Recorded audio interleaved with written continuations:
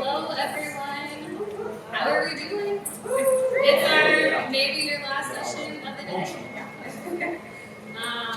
My name is Stephanie Steele. I'm a pollinator conservation specialist with the Xerces Society and also an NRCS partner biologist working with urban and small farms based here in Detroit. And I'll be speaking with you all today about urban habitat planning and beneficial insects and pollinators that will visit those spaces and use those spaces. So maybe just a quick show of hands, how many of us are with like an agency, NRCS? Oh, okay, great. What about like farmers, gardeners, urban, awesome. I don't know who else, nonprofit people, other sections. Hey, great. Lovely. Welcome. We'll go ahead and get right into it. So I mentioned I work with the Xerces Society. Hopefully some of you are familiar. If you're not, probably the first thing is like, oh, what an interesting name, right? Xerces, where does that come from? And so we're actually named for this Xerces blue butterfly, which we see here. And so it's a now extinct butterfly. It was found in the Bay Area. It's the first insect in the U.S. that we know of to go extinct due to human cause, such as habitat loss. And so after that, the Xerces Society was formed. We're a nonprofit organization working to conserve invertebrates through the conservation of their habitats. And so we work under these main four programs you see here: pollinator and agricultural biodiversity, that's the team that I work under. We also have an endangered species conservation program, a reducing pesticides team, and then a community engagement team. And this is a map of our general audience across the country, or our presence across the country, I should say. So we're based up here in Portland, Oregon, but you can see we have staff spread out. These blue textured stars that you see, those are all of our pollinator team folks. And so many of us are also partner biologists. Many of us are also working directly with the U.S. People's Garden Initiative to support habitat through both of those programs and agencies. I should mention that we will soon have another urban pollinator specialist starting down in the Memphis, Tennessee area. And so if you're in that area, or if you're in any of these other areas or nearby, or maybe not, you're welcome to reach out to us. We're happy to provide assistance and work with you all as best as we can. And then just a quick little side here is that as a nonprofit, our work cannot be done without our wonderful supporters, and so just a brief thank you to them. All right, and so I like to kind of start things off with why. Why are we focusing on pollinator habitat? What is the importance of habitat and pollinators? I think we all know, but just to make sure we're on the same page, it's first important to recognize that there is a global, widespread habitat loss that's occurring, and a lot of that is due to this ongoing development that is happening, driven by us. And so as a result of that, there is then also an insect decline that is directly correlated with that. And so that is important to keep in mind. Another relation focused on us as well is that many of our food crops are directly the result of an animal pollination. And without that diversity of pollinators, effective and sustainable pollination would be likely impossible. Imagine us humans going through all these flowers, all these crops that hand pollinate, say with a paintbrush. That will not last long. We can also look at our flowering plants, our wildflowers and things. Most of those plants also require an insect or other animal for pollination services. And then another thing, especially related to some of our urban areas in particular, is that these habitats, these native plants, can also help reduce climate change effects. And so aiding in stormwater management, helping reduce urban heat islands, these vegetations and habitats can help play a key role in that as well. And then there's also other benefits that insects and other invertebrates offer to other ecological services. And so we might not think about some of these little soil engineers or decomposers and things helping create and maintain our habitat. They're very important to our soil health and general ecosystem.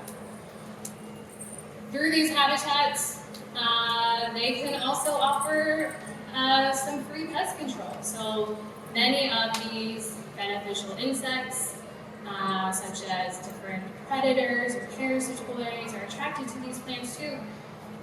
And being planted close to our crops can help aid in those pest services.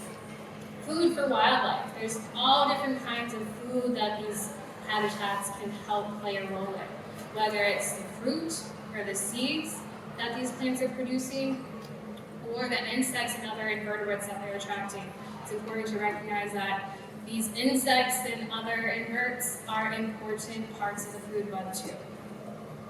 And then, of course, like we said, pollination. Pollination is a key ecological service. And so, speaking of pollinators, our bees are our most effective and efficient and important pollinators that we have. And this is because they're collecting pollen on purpose. They have specialized structures to do that, and I'll talk more about that later. But just looking at this photo, maybe we're most familiar with some of our bumblebees, or maybe the bee that you are most familiar with, the honeybee. That bee's not on here. We have a diversity, a huge diversity of other bees in the United States. We have more than 3,600 bees in our country, aside from that one species of European honeybee. And so there's a vast diversity of these bees, all contributing to these pollination services too. Providing native habitat for these native bees is super important because they have co-evolved with these plants over time. These plants and these pollinators have a mutual relationship, beneficial relationship, and those flowers are then providing these bees with the most complete nutrient source, but then also other nesting opportunities as well. And so I mentioned the honeybees, right? We're probably mostly familiar with European honeybees, and we should mention it's not a typical bee, right? They have a true social system. They have this hierarchy with the queen and workers and drones. Of course, they're very important for our now established agricultural systems that we have across the world. They are considered domesticated livestock. And I mean, honey is delicious and we use it for everything. And so honeybees have their role and are important, but in terms of conservation of pollinators, conservation of bees, especially here in North America, these are not our focus. Honeybees are considered an agricultural or hobbyist pursuit here. They can also be a great educational tool. Speaking personally, my pollination world started with being exposed and working in honeybee hives. It has since broadened from that, and so I know firsthand how great of an educational tool that they can be, but it's also a great opportunity to then incorporate other native bees and native pollinators and other insects as well. And so I also mentioned this natural pest control, right? So this is another benefit from this pollinator habitat. And so when we're planting, say, native plants or other kind of companion plants to attract these beneficial insects to our area, this is called conservation biological control. So we're providing habitat to attract these natural enemies of, say, our crop pests to the area to then help provide that service. And many of these, like I mentioned before, could also be pollinators. So we see this bottom picture. This is a goldenrod, and we see different flies, we see different wasps, we see some beetles, I think. And so planting some of these native plants can attract a wide variety of these really important beneficial insects. And then in terms of habitat, pollinator habitat, native plant habitat, in urban spaces, urban ag spaces, of course we just talked about all these different ecological services, right? All these other functions that these habitats are providing and these other inverts are providing. So we know already it's multifunctional, but when we're looking at a community aspect, community perspective, there's all these other kind of more people community-centered functions that occur as well. And I mean, I think most obvious is how beautiful that they can be. We see that really evidently from the center photo, these flowers in full bloom, monarchs visiting them. I mean, it's wonderful. But they can also be a great tool for education. I know a lot of our urban farms and gardens can be centered on and incorporate a great deal of education, whether with the whole community or youth programs or school groups. And having these native habitats here, we're not only learning about plants that are indigenous to our areas, but then also these insects, other wildlife that will visit them, helping to reduce the fear and stigma that might come with some of these things too. It's all really important. Potentially the job opportunities, job training in this field could come as a result as well. And then also looking more at the community perspective, these plants could also potentially develop or be considered food from the fruit and the berries that the other wildlife might also enjoy. But then they might also be herbs, say the leaves or the flowers. So all things to consider. All right, so now I want to transition us to talking about habitat and planning considerations with a focus on smaller scale in urban areas. And so some of the things that I think about, one of the first things that I think is important when you're either maybe creating new habitat, looking to expand habitat, or somewhere in that process, is you can assess. You can assess your site and learn more about, say, what already exists as good habitat, and reaffirming those practices that you're already doing. Say you have a diversity of native plants, or you have maybe you let some of your culinary herbs and the veggies go to seed, or flowers go to seed. That can also be good habitat too. Or say you have some dead wood around and providing nesting. So all that can contribute to good habitat. And so using one of these tools can help narrow down on what to look for that's important for the pollinators, and then how to integrate that into your space. And so Xerces has these different guides we have available PDFs on our website that you're welcome to download and use.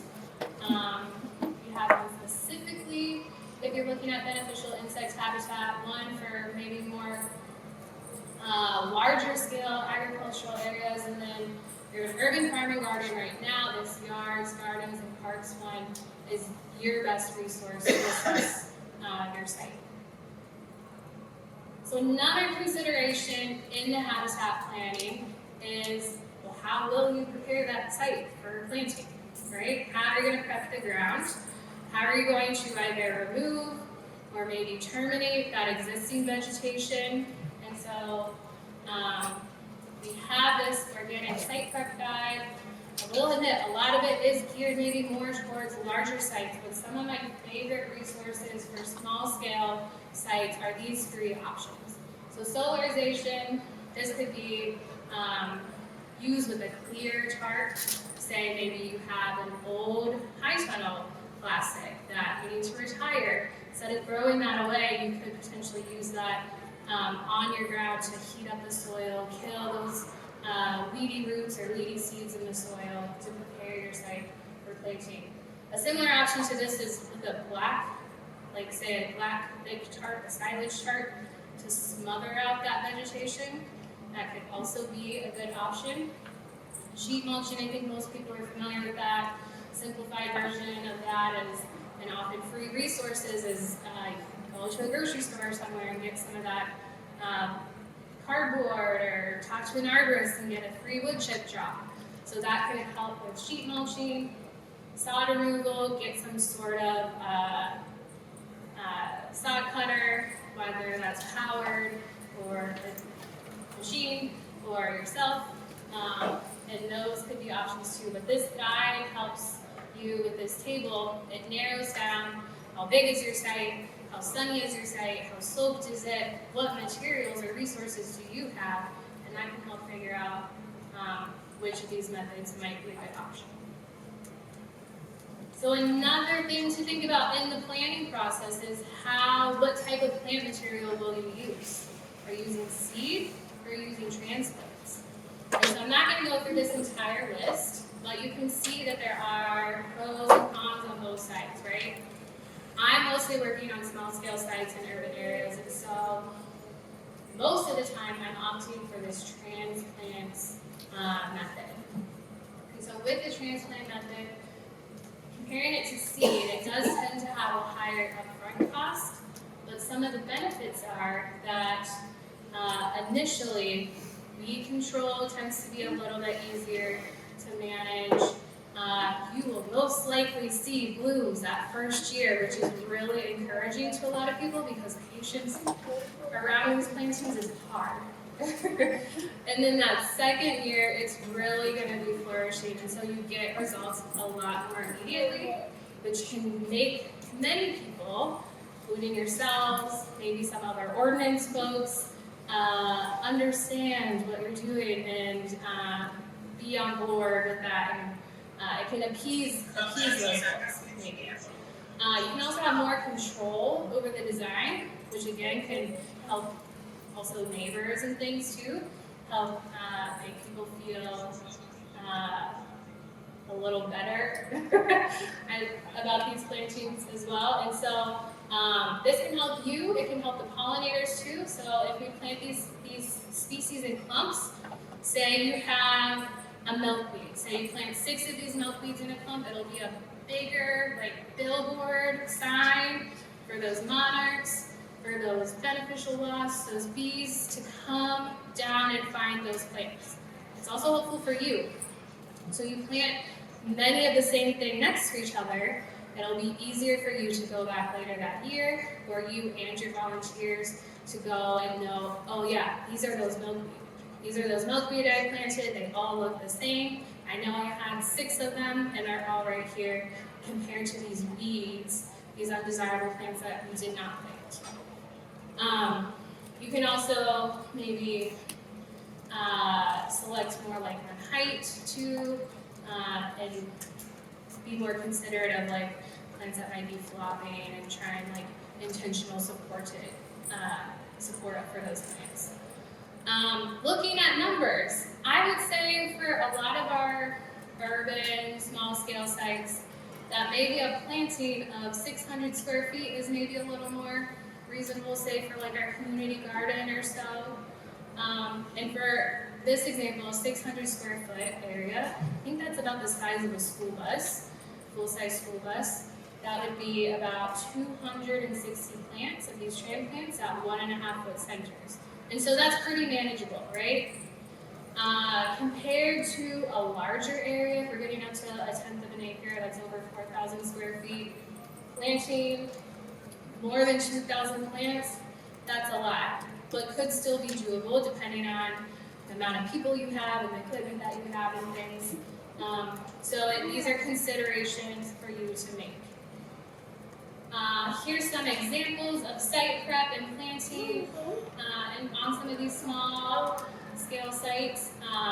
Here we have a silage tarp in action. So I mentioned solarization and the silage tarp. So this is a thick black tarp. It's UV resistant, so it's not going to break down and move a bunch of plastic on your soil. And this is like a more or less a passive method. So you can lay this tarp down. It can be there from weeks to months, potentially multiple seasons, depending on what vegetation is there that you're trying to terminate. Looks like this is a grassy area. It could be great to terminate grass, and then you're keeping that biomass in the soil and those top layers of soil there too. But it takes planning ahead, right? This sod picker on the other end could potentially remove your sod, plant the same day, or remove your sod and plant the same week. So this method has a lot more flexibility, but it's really used for low weed pressure areas, so think of a monotypic grass lawn. Here's a couple of planting tools that I like. This power hand drill with an auger attachment. I will say though, an auger attachment with maybe like twice as long as this one would be a lot more easy to use. But you can plant so many, or you can dig so many holes much quicker with a tool like this. Do please be careful though, because there is some like torque that happens or could happen with that, and we want to be careful of our wrists and our bodies. But yes, compared to digging a hole with trowels, this is a much faster tool depending on your area. People, your community, other folks in the area can be also a great resource. So of course, many hands are going to make that work go faster. But we're also then engaging these people, right? We're engaging our communities, and with their assistance, some ownership is being taken up with that, right?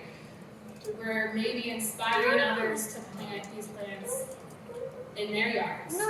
Or maybe then they might want to come back and help with further management. So involving the community, there's lots of benefits there. Also have a party. Bring food, have music, make it an event, right? Alright, and so with habitat, there are these 3 main requirements of quality habitat for pollinators that I'd like to make sure that we are all in understanding of. And so these 3 main things are that pollinators for good quality habitat need food. So oftentimes that's the flowers, right? Pollen and nectar. Could also be host plants. Those plants could be, say, for butterflies and for monarch and milkweed. There's some specialist bees too that require specific plants. They also, the second thing, they need shelter and nesting. So nest sites, overwintering sites, sites to take refuge from when it's pouring down rain, right? And then that third thing is protection. So protection from pesticide risk, whether that's potentially you spraying elsewhere on site, maybe you have a neighbor or something, so being aware of any drifts that might be occurring is important. This could also include some of our soil contamination that can happen in urban areas too. So not only are those soils can be potentially harmful for you or harmful particular youth, but they could also have negative impacts to these pollinators that we're looking to attract with this habitat. So it's good to also test your soils before you're working these sites. All right, so we mentioned nesting habitat, right? So where are these bees nesting? I am biased. I study bees. I love bees, and so given the opportunity, I will focus on those. They are my favorite pollinators, but I also told you they are our most efficient pollinators, so it's warranted. So when we're talking about our native bees in particular, the majority of them are solitary. And so that's another big difference of European honeybees, which a lot of people are most familiar with, or bumblebees that are also more of a social nesting species. And so the majority of solitary bees nest in the ground, is about 70%. The other large majority of solitary bees are stem or wood nesting. And so I'll talk more about those two in just a moment, but just a quick highlight of what does it mean to be a solitary bee. And so we can think of them on an annual, think of them as an annual species. So typically their life cycle exists in a year. This is a solitary miting bee life cycle example. So here we have our female. This female is mostly going to only be active for about 1 month. 1 month of the year is when we will see her flying, collecting pollen, digging her nest in the ground, adding that pollen ball, and laying an egg. So all of this is happening essentially within about 1 month. that rest of the year, the rest of those 11 months, our egg hatches, we're a larva, we're eating the pollen, and then we're continuing our development into that pupa stage.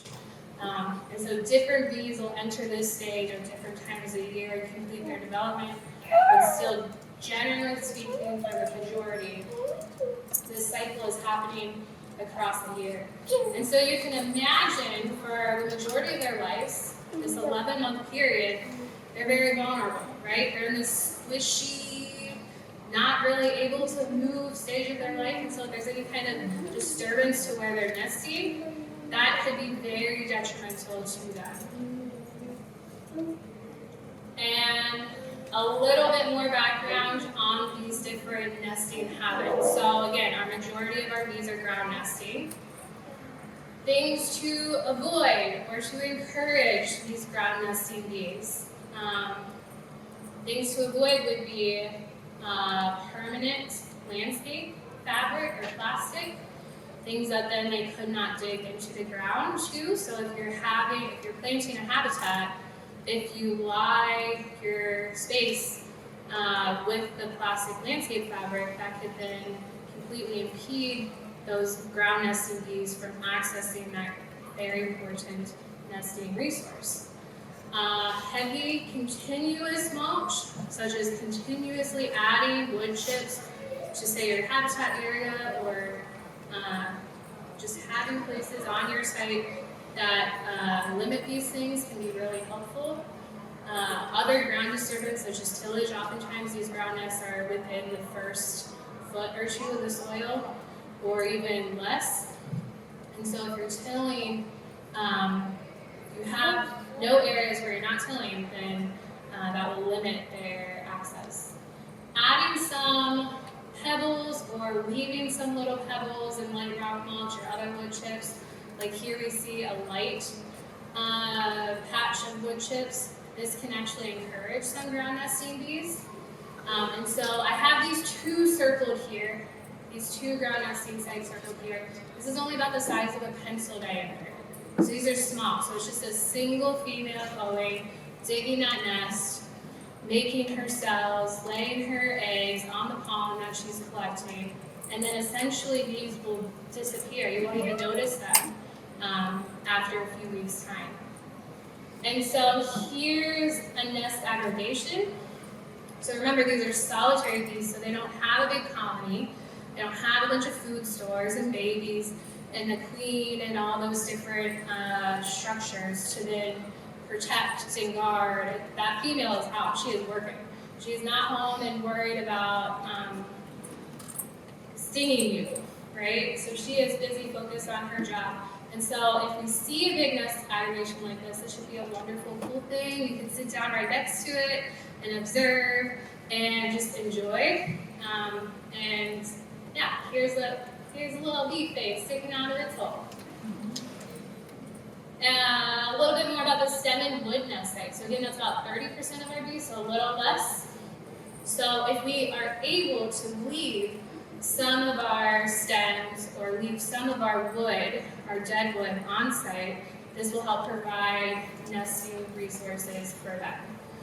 And so here's a school I worked with lately. They had a neighbor that cut down a tree, and we all saw that and got really excited, and we're like, we can bring this over to the habitat and add it to that site and have this eventually maybe be a site where native bees or other beneficial insects or inverts or whoever could utilize this. I think it also just kind of adds some nice like structural architecture to the planting too. It's kind of like nature's sculptures. And let's see, we also want to add, so we want to be able to make sure that we're adding some plants that have pithy and hollow stems too. I have a list. On my next slide I can show you. This wood could be like placed like this, and you might do like a border around it. You have a safe dead tree called a snag that you're able to leave standing, or maybe have a certified arborist prune and leave it in a safe manner. That can be a great place too. Stone walls or other little crevices can be great nesting sites as well. So all these little nooks and crannies I'm giving you permission essentially to like do less cleanup, right? So that's good, less work. Another thing that I haven't talked about yet is the nesting materials that some of these bees or other insects might use. So here we see a leaf cutter bee. She's actually carrying a leaf that she just cut. She's going to turn that into a little capsule, and then that's where she's going to put her pollen and lay her egg, and for her babies to develop. And so the picture behind it, these are redbud tree leaves. This is a favorite of some of the leaf cutter bees. So if you see these perfect, see these perfect ovals or these perfect circles just on the margins of the leaves, this is such a cool thing. This is a sign of your leaf cutter bee. So they won't cut in the center, they won't cut all jagged. It's these perfect little ovals and circles. And so this is another thing for us to, we're learning like maybe different versions of beauty and accommodate or learning to accept like some imperfections, right? So nature is a beautiful, imperfect thing. And so our yards or our habitats and gardens, we should learn to accept some level of that as well. All right, here's that list I promised. So here's some of our common plants that have either pithy or hollow stems. A lot of these are common throughout the United States, so look for native species of yours.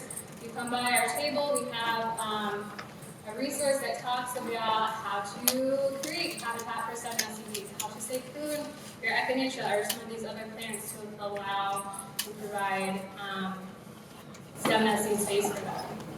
This is also available on our website. All right, a quick little overview of plant selection. So when we're talking about these native habitats for perennials, we're primarily pollinators. We're primarily talking about native perennial plants. And so native perennial plants can include herbaceous flowers. They can also include bunch grasses and sedges. These are important too. They can provide overwintering places for next year's queen bumblebees. They can provide places for ground beetles to seek shelter, to all different things will utilize these native bunch grasses and sedges. And so make sure we're including those as well. Flowering woody species, so trees and shrubs. Sometimes it's hard to find herbaceous flowers that are blooming in the springtime. And so trees and shrubs can really be a great option for that, to fill in your springtime, your early springtime bloom gap. These are often some of our first flowers to bloom of the year, and there's often specialist bees that are associated with them. Many of them also provide fruits for us and for other wildlife too, so another little benefit. When we're talking about native plants, we also want to make sure that as best we can, these are locally adapted, but then more importantly, that they match your site conditions. So if your site is sunny, we want to make sure that we're getting and selecting plants that will grow well in cool sun areas. Same for shady. Same for if your site, the soils are dry. So we want to make sure we're finding drought-tolerant plants. Similarly with wet soils and the different textures. So if we have clay soil, sandy soil, or a mix in between, make sure that's in your consideration too. And so remember all that diversity of bees that we saw, those 3,600 different species, they're not all going to be out at one time of the year. And so having a succession of blooms throughout the season, throughout the spring, summer, fall, is really important. And so we would love at least 3 different flowers blooming during each of those spring, summer, and fall. You could even get a little more ambitious and do like early spring, early summer, late summer. All of those extra little intervals would really increase your diversity too. Also think about different plant families. So the aster family, right? The mint family, the rose family, the milkweed family, the carrot family, the onion family. All of these different families might have different pollinators that are attracted to them. And also diversity is good. And so say we have like only roses blooming, and then we have some rose susceptible disease breakout that will then affect essentially all of our plants. So if we have a diversity, that'll build a healthier ecosystem. Flower shape and color is important too. So we like different colors, right? But so do the bees. So bees are often attracted to, say, our blues and our violets. A lot of our wasps are attracted to white. Bees and wasps are attracted to yellows. Hummingbirds are attracted to reds. And so adding different colors can help both all of us. Species with high pollinator value, you can select for a plant that can provide nectar, pollen, nesting materials, and is free of pesticides. This is an excellent choice for a pollinator plant because it can do all of those things. If not all of your plants can do that, that's okay too. Make sure we're adding in butterfly host plants as well. So like I said, that milkweed for monarchs is a great example. We have swallowtail butterflies here too. Some of them are use different parrot plants as host plants as well as many others. So take a look at those. These last three things are more in terms of you. How can you maybe add some of your own interests and goals into your plant selection as well? Are you looking to harvest some products, maybe whether that, like I said, that could be for food, maybe do a little cut flowers, maybe plants that divide easily and you can add some more spaces on your site, share with the community or whoever else. Plants that are culturally significant to you. But then probably one of the biggest ones, especially when we're talking about our native plants, can be availability. Native plant nurseries are growing, new ones are popping up,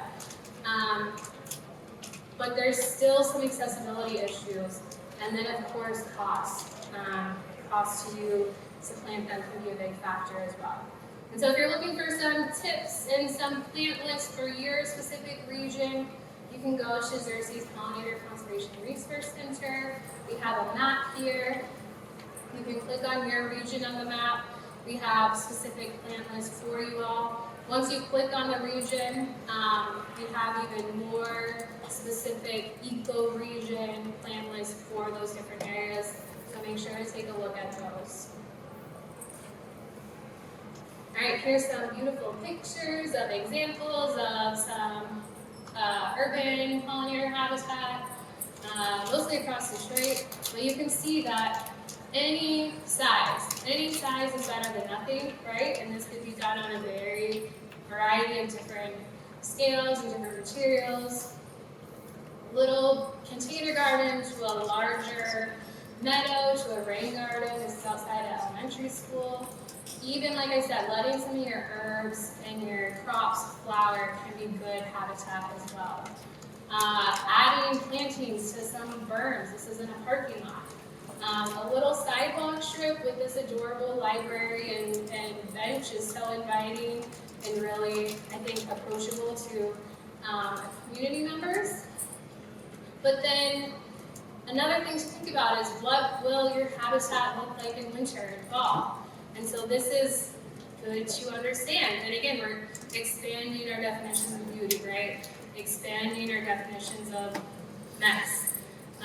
This is still great functional habitat, and honestly, I think this looks way cooler than a grass lawn, even at this stage. We have food for birds from these seed heads. We have all different kinds of nesting and sheltering materials down below. And just like, it's nice winter staging, right? Here's some more examples from different farms from Michigan and Wisconsin's Habitat Kit programs.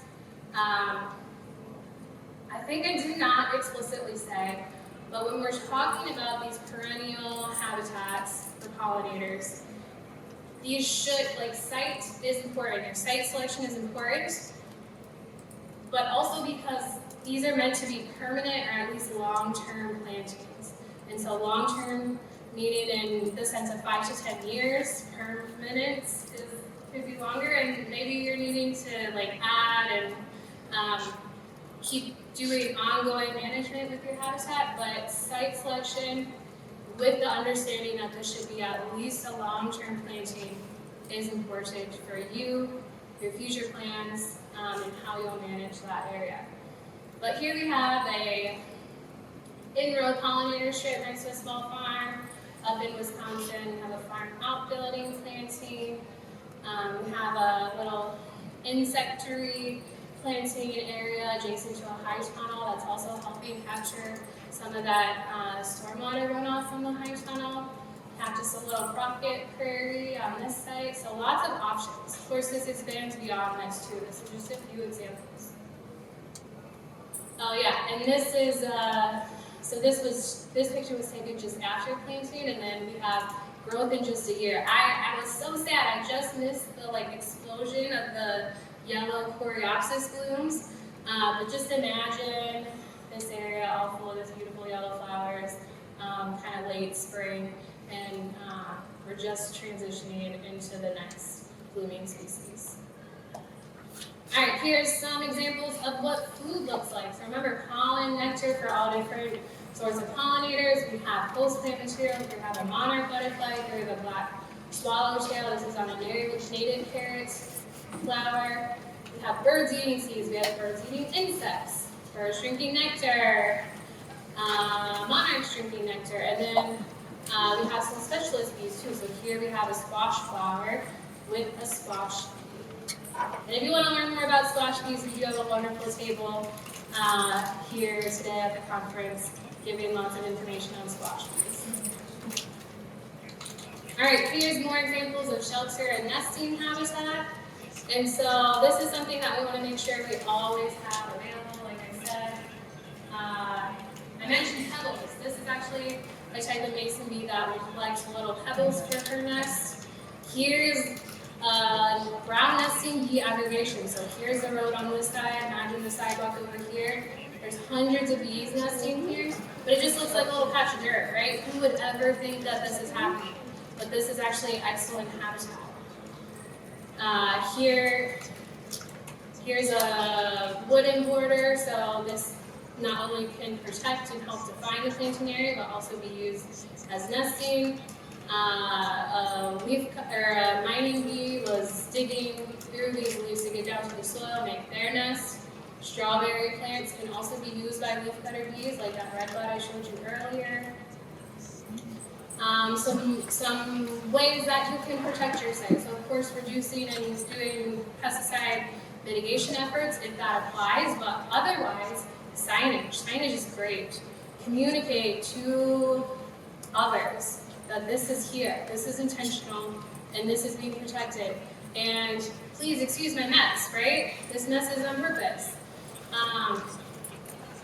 Also, physical barriers from mowers can also be very helpful too.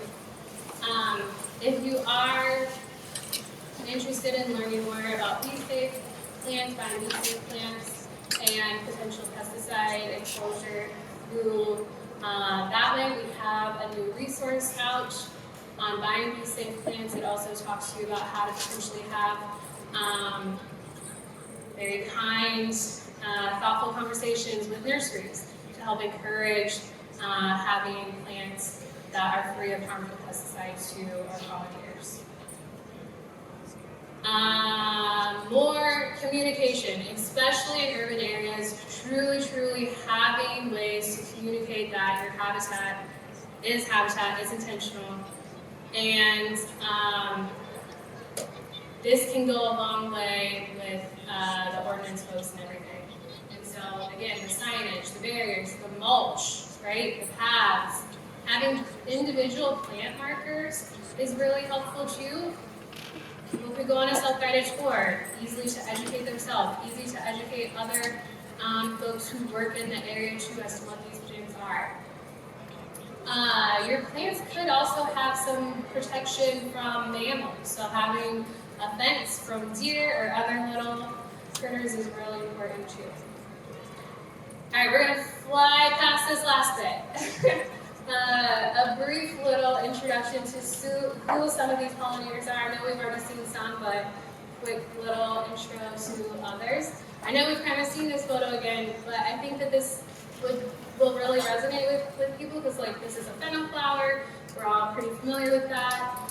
It's not a native plant, but it still makes good habitat. And look at all these different pollinators on it. We have a fly, we have a wasp, we have a bee here, and then another little bee here.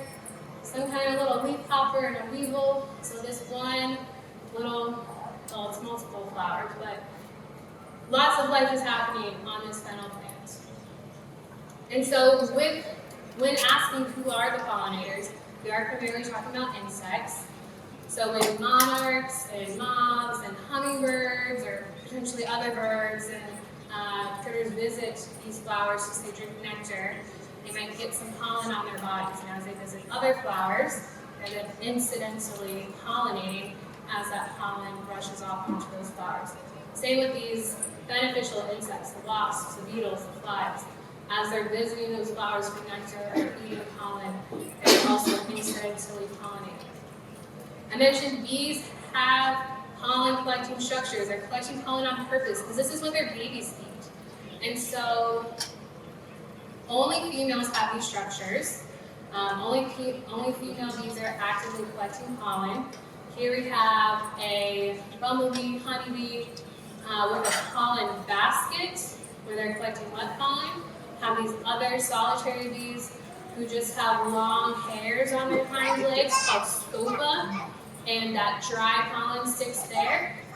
And then far fewer bees, this is one of those leaf cutter bees, have pollen collecting hairs on the underside of their bellies. And so you see a bee with a bunch of pollen, it's a female for one. But another great thing about bees is that they exhibit this flower constancy, so they're going to go to the same species of flower again and again and again to collect that pollen. And so that makes that service much more efficient to those flowers. And then they're also, most of them, these are much, much smaller bees than say honeybees and bumblebees, so they cannot fly as far. So the distance that bees can fly is relative to the size of their bodies. And so they're mostly staying close to the nest. So if you want additional pollination services in your crop and your food production area, plant your habitat close to that. If you want additional beneficial insect services, plant your habitat near where you're growing. Yeah, male bees don't have pollen collecting structures. And all different sizes, right? We saw that picture before of all the different kinds of bees. Here's just a brief little layout of the size range. Here's a photo of a large carpenter bee compared to our small fairy bee. So you can see just how drastic that is. Those bees are this small, about 7 to 9 millimeters, which is about the size of a grain of rice. So those bees are tiny, and you might not be seeing them. So go spend a little more time observing outside. And here's tiny, tiny little sweat bee on my elbow. Bees are very, very diverse, as I said, and what I want to highlight here, not to overwhelm you, because I know it's kind of a lot, but bumblebees and honeybees, we look at this whole piece of pie, bumblebees and honeybees are only just this one small sliver. So, very, very diverse group of bees outside of that range. And like I said, they need certain flowers, and so I won't spend time on this, but there's a wonderful researcher, Jared Fowler, who studies just that, specialist bees and the flowers that they're associated with. Real quick, beneficial insects. There's insect predators. There can be insect parasitoids. Some of these both are also pollinators, like I said, as they're visiting those flowers to maybe drink nectar. Some of them are non-insects, so spiders, centipedes, etc. I wanted to just show you a couple that you might have seen, but might not be aware of the services that they're providing. So we have these hoverflies, circuit flies, flower flies, whatever you want to call them. The adults are drinking nectar, but the larva looks kind of like this caterpillar. They're ferocious predators of aphids. So when we see aphids, it's not necessarily a bad sign because there's lots of things that will eat them too. And so if we want those conservation biological services, we need to allow for some of that pest pressure to exist.